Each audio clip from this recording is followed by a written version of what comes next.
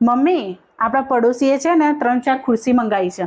તે માંથી રૂમમાંથી લઈને હાલ લે. મમ્મી એમણે ચાદરોય મંગાવી છે.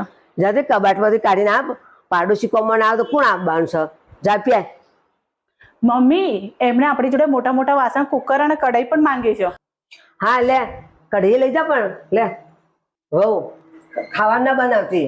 આપણે આટલી બધી વસ્તુ આલી છે તે પાર્ટીમાં તો બોલાવશે જ ને. હા મમ્મી. વહુ તાર ફોન લાગે છે. કનો ફોન હતો? મમ્મી પડોશીનો ફોન હતો. એમણે એવું કીધું કે પાર્ટી તો પૂરી થઈ ગઈ, એમને કોઈને નહીં બોલાયા, ઘરનાને જ બોલાયા હતા. પાર્ટી રાખી હતી, ઘરનો સામાન બધો આપણો લઈ જઈ બરાબર, અને ઘરનો બોલાયો. આપણે 2 રોટલીમાં એનો શું ખૂટી જતું હતું. અત્યારે ભલાઈનો જમાનો જ નથી.